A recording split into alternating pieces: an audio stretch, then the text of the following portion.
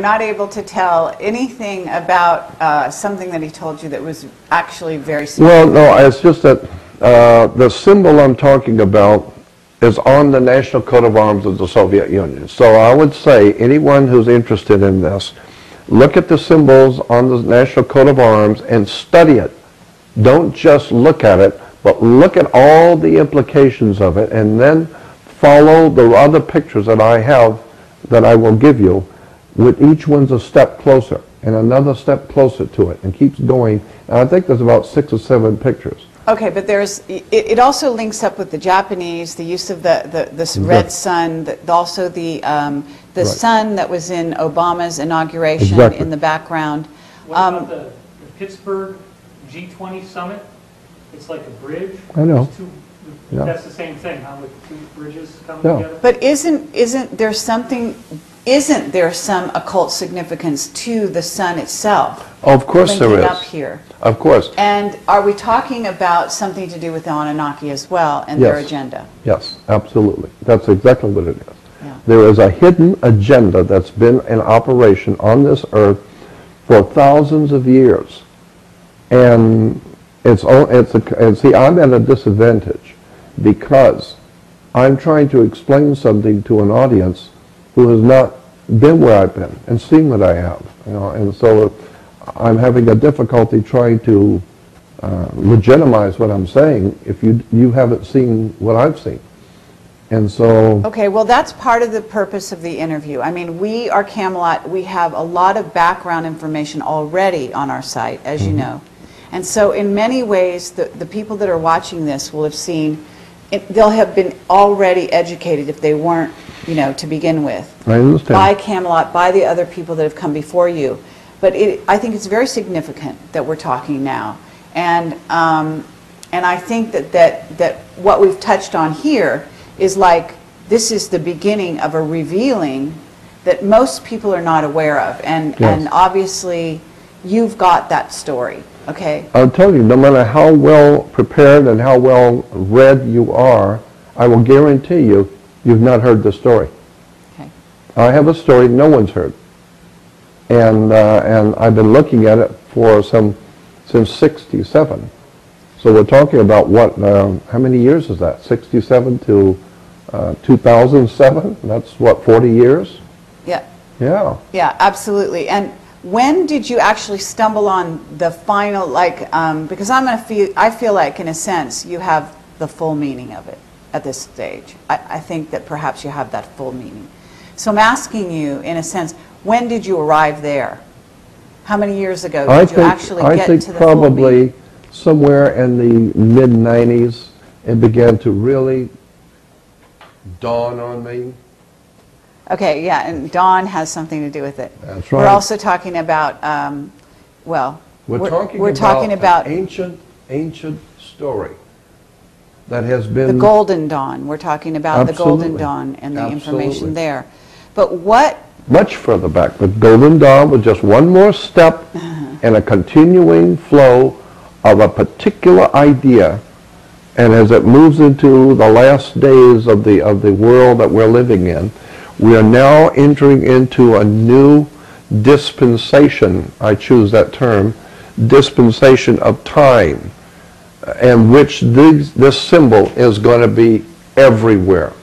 Okay. And I would like to be able to give like a 2.5 to 3 hour presentation just on this one symbol. I had a motion picture producer, a rather successful motion picture producer, and I were talking about doing a movie, and he called it, after I gave him some of the information, he called it, let's call the movie The Symbol.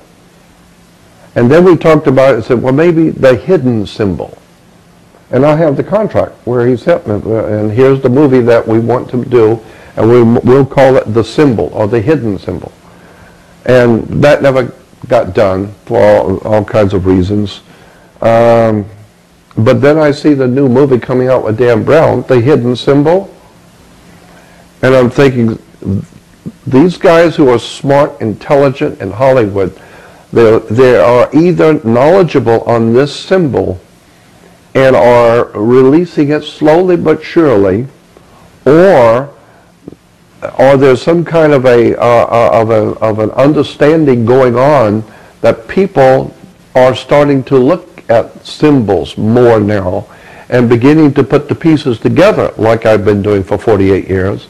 And now they are beginning to perceive what I'm talking about. But they haven't got there yet. And so it's a form of professional jealousy. I would like to be the one that presents my work before Warner Brothers gets a hold of it from somebody else. Well, I mean, here's your opportunity. So anything you hold back at this point, I mean, really, you do so at your own risk, in a sense. I understand. Because this is an opportunity, and we are really coming close to the juncture, I mean, 2012 and beyond, Right. where this agenda is really coming to the fore. I know. So And it's just not incredible. Watching I it. mean, it's amazing that you've been watching this thing with full For 40 years I've been watching it awareness coming. Right. as to each step, each rollout. And so, take us down the path. All the Let's- presidents of the United States, all of them, have used the same terms. From George Washington, the terms he used and the things he said were taken directly from the ancient prehistoric world of the Anunnaki, the ancient gods, from the ancient Sumerians, Babylonians, Phoenician Canaanites, ancient Greece, ancient Rome. They all use the same word in the same term. Okay, what is the term? What are the terms? The term is the dawn of the new day. Okay. And the concept of the dawn of a new day is the sun rising between two mountains. And this goes back to the beginning of Christianity in the 4th century when Constantine codified the religion called Christianity. Christianity is nothing more than, in my opinion, Christianity is the most popular rendition of the ancient cult story. This ancient thing that for thousands of years it's been hidden from people, but the masters of the world, the kings and rulers have all understood. Christianity is telling you the same story, but you don't see it. So people are fixated on Jesus and on his ministry and never for a moment suspect that the entire story is the same ancient story that's been told by so many ancient cultures and is today part of the New World Order, Illuminati, Masonic orders around the earth. The entire superstructure of Western civilization has bought into this most ancient story, never realizing for a moment what they're doing. Okay, I have some clues along the lines of this, and I have to say, you're really talking about the rise of the son of Anu, Exactly. you're talking about, I don't know if it's Marduk, but it's Orion, the son of Orion. Can you tell me? Now you're getting close, right? Okay, Right. this is him coming actually to come back to sit on the throne and to rule the world, and so maybe you can sort of start to paint that picture because. Now, is he coming in a craft? Well, Is I this don't know. depicted? Maybe I would not be a bit surprised if they're already here, just waiting. Okay, They don't have to come. They're already here.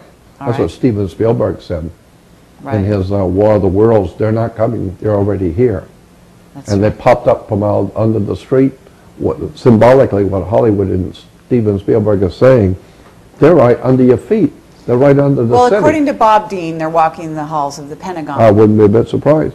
Yeah. So we certainly have witness testimony in that area. I'm going to do a presentation on this very soon. I already have about a 3-hour presentation already ready to go that I But want is- to Okay, but is this explain it. ruler coming to kind of take control?